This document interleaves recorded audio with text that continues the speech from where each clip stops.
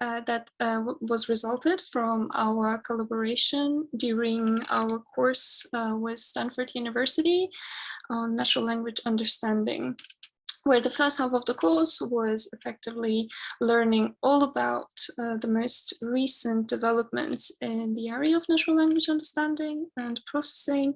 And the second half was focused on delivering a paper, if you may, or that would use basically everything that we've learned throughout the course. And this was also a collaboration with DeepSet AI, which is a very strong team based in Berlin, who are focusing mainly on question answering. And they are the team behind German question answering dataset, which is similar in a way to Squad, which was again created by Stanford and is used widely, very widely. It's the most popular benchmark dataset in the world. So we decided to work with DeepSet on improving, on contributing to this field of question answering, pre-trained models, and here we come. So I'm Farida, and I'm a quantitative researcher outside of my, when I work, but this is more of a side project for both myself and Peter, Peter, would you like to quickly introduce yourself? Sure, thank you, Farida. Hello again, everyone. My name is Peter Ebbinghaus. I lead the search engine optimization team at Teufel Audio, a D2C company based in Berlin, selling mainly headphones and loudspeakers. And I'm interested in NLP because I work with Google and other search engines every day and try to figure out what exactly the algorithm is doing. And that's how the idea came about, to have a closer look at question answering in particular. I will take over explaining the challenges in question answering in particular. Farida will then explain to you how transformer-based SAS model metrics work in detail. That will be followed by me giving you a statistical overview of the data sets we, as well as the DeepSet team, used in their paper, followed by, and that also includes a data set we introduce to, which we use to fine-tune a sentence BERT model.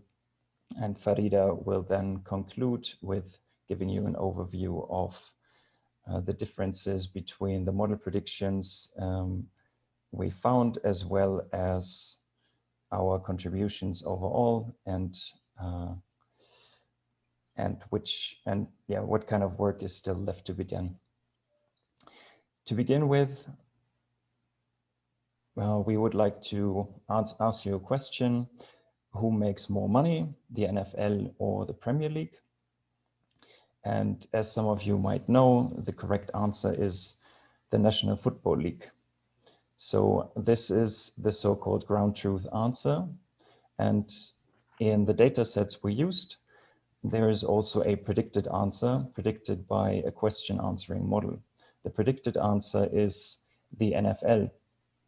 Now, for a human being, it is very easy to understand that the NFL and the National Football League is exactly the same. So the prediction is correct.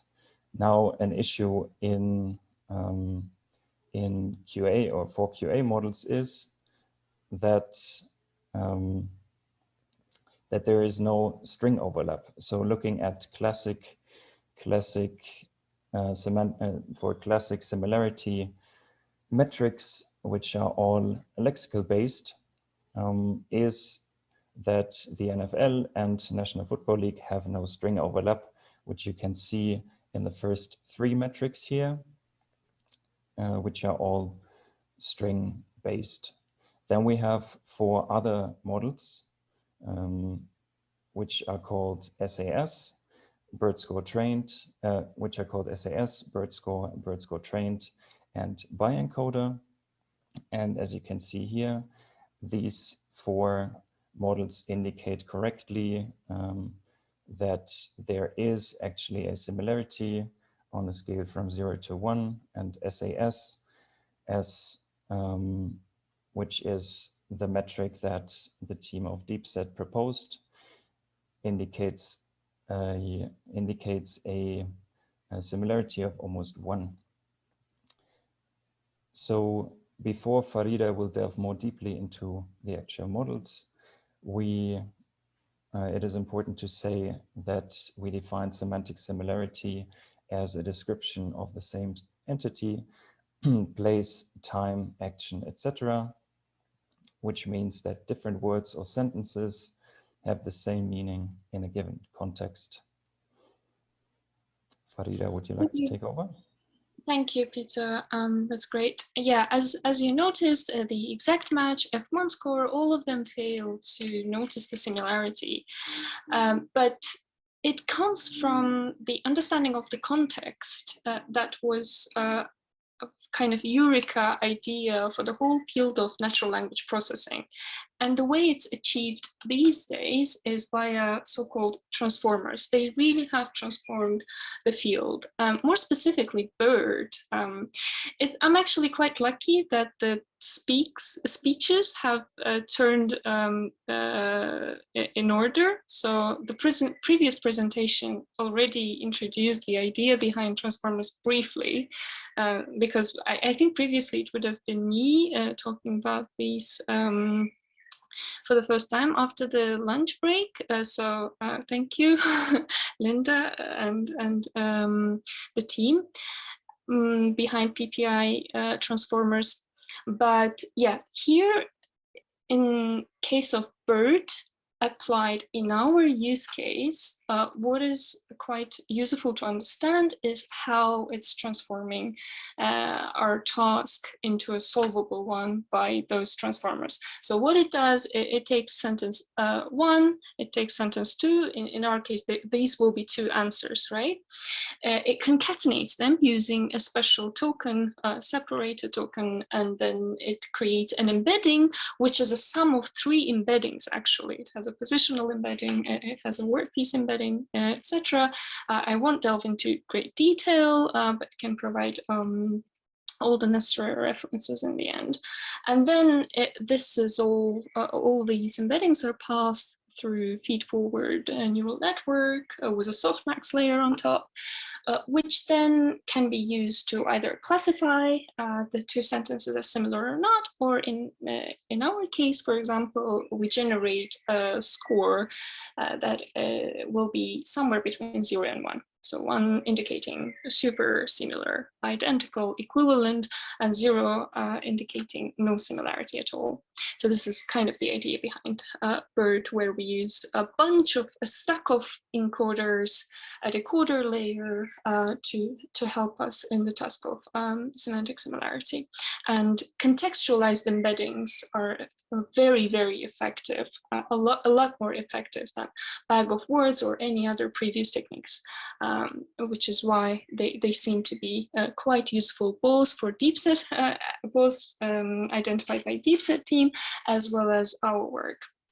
So the 3 models plus SAS will be the so-called semantic answer similarity model metrics that we will be comparing to exact match, Meteor, F1 score, Blow score, Rougeol score, which are more lexical based and n-gram overlap based metrics that have been used throughout history of natural language processing and are still being used very widely. But for the reasons that Peter mentioned earlier, they are not super useful, especially when there is no lexical overlap. So bi-encoders, what they do is effectively take sentence one, take answer two, use two Siamese networks. So they are twins, they are identicals, the same weights, everything, the whole architecture is identical. They create embeddings of answer one, answer two, and then we compare using something like cosine similarity, the two embeddings, the two contextualized embeddings. What cross-encoder does, on the other hand, is concatenate sentence one and sentence two, aka answer one and answer two, create a contextualized embedding of the concatenated answer, and then take it through a function, which in case of cross-encoder, it can be something like the BERTS final layer, and create a score. BERTScore does something very different. So BERTScore is using BERT to create contextualized embeddings and creates word pieces for each answer. So reference is answer one, candidate is answer two. We have word pieces for both of them. Then we look at cosine similarity, pairwise cosine similarity of every word piece in the first answer and every word piece in the second answer, and we take maximum, so weighted, basically average of all those values, all those pairwise cosine similarities. There is an optional step of using importance weighting so that we don't put too much weight for words like the or a, so articles in English, and there are alternatives in other languages, but in case of English, it would be a, the are the usual culprits. But we didn't use importance weighting in our work. And this brings us to the data sets that have been used in our work. Just to briefly mention, so SAS that we've mentioned previously is a cross-encoder based model. And Peter, off to you to describe which subsets we've used in our evaluation. Thank you, Farida. So we used subsets of Squad, German Quad, and NQOpen. Squad is based on the English Wikipedia. German Quad, which was also created by the DeepSet team, is based on the German Wikipedia, and NQOpen, which we will mainly focus on, is based on English queries for the US market in particular. Why we decided to focus on the NQOpen data set is mainly due to its size. As you can see here, it is significantly larger than Squad and German Quad. Another reason why we focused on NQOpen is that the labeling for NQOpen is slightly different to Squad and German Quad, because label 2 refers to the truthfulness of the predicted answer by the QA model, whereas for German Quad and Squad, label 2 refers to the ground truth answer and the predicted answer being the same. On the right, you can see how different the metric scores are, but Farida will talk about it more in the end when we come to our contributions.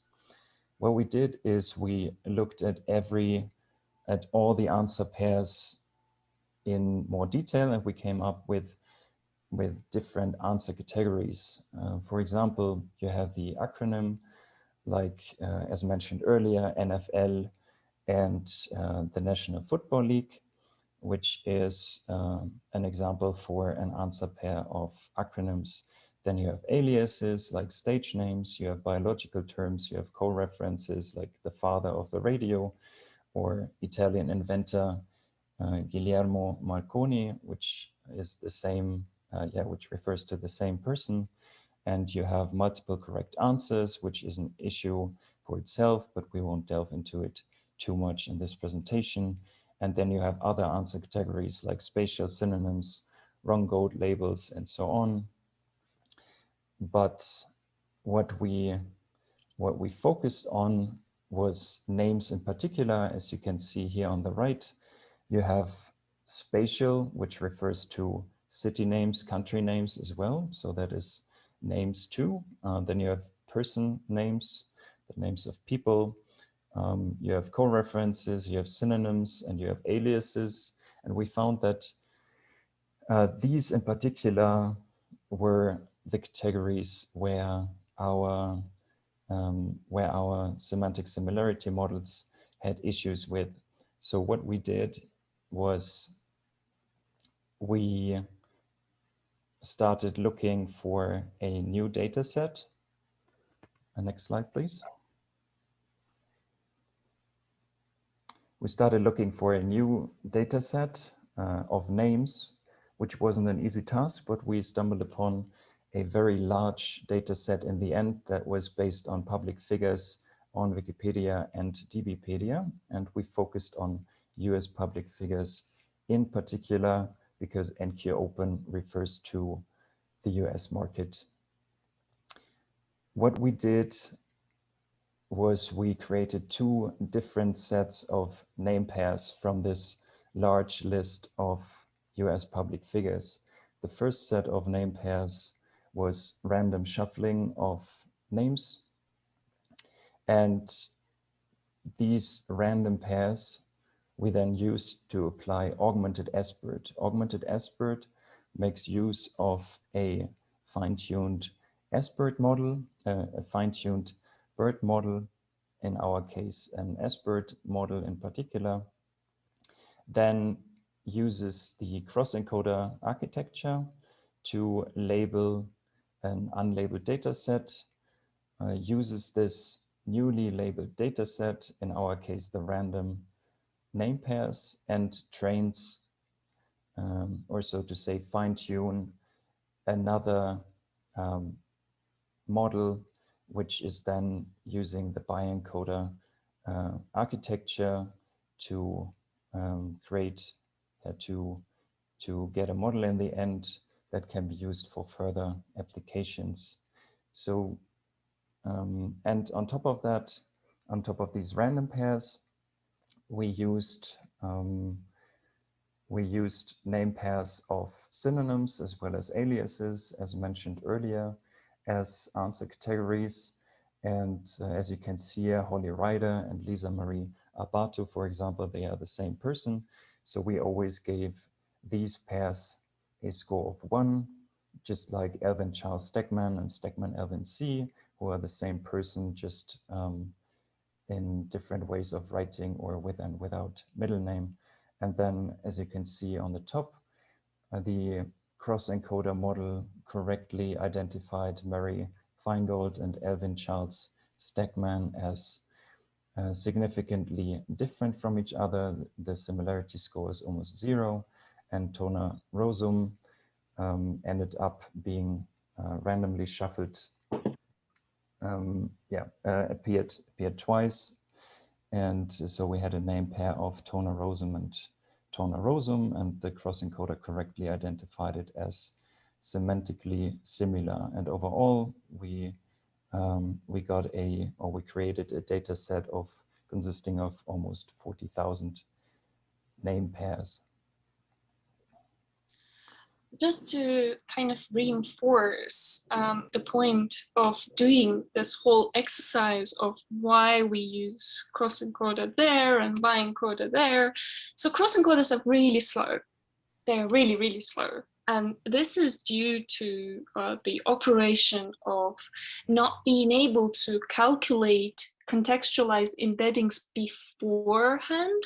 So you have to do it, feed the concatenated version of the two sentences and calculate the embedding inside the model. So that makes cross-encoders computationally expensive. But what is quite useful in case of augmented sentence BERT is we use cross-encoders to effectively create silver labels and then use those silver labels to train a bi-encoder. So that is a very efficient way of using an expensive model to create new labels, and then a less expensive model to utilize those labels. Moving on with the comparison. So if the top 5 are effectively our n-gram-based metrics, very popular, have been used in the industry and academia over the last 40 years or so and more.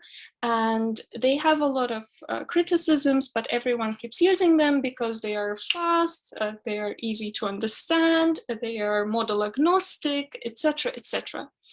However, for the reasons that we've explained already at the beginning and throughout this presentation, they have limitations and everybody hates them, but everybody keeps using them.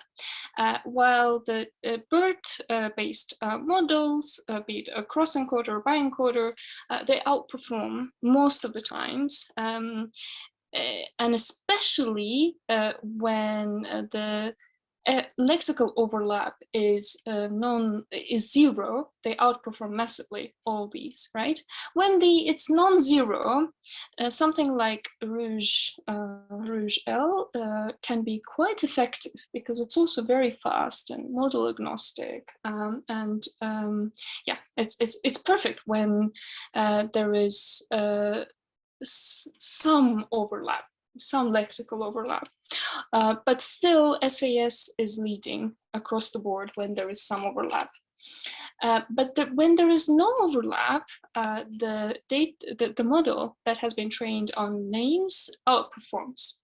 In case of German quad, that's not true. In case of German quad, SAS outperforms across the board.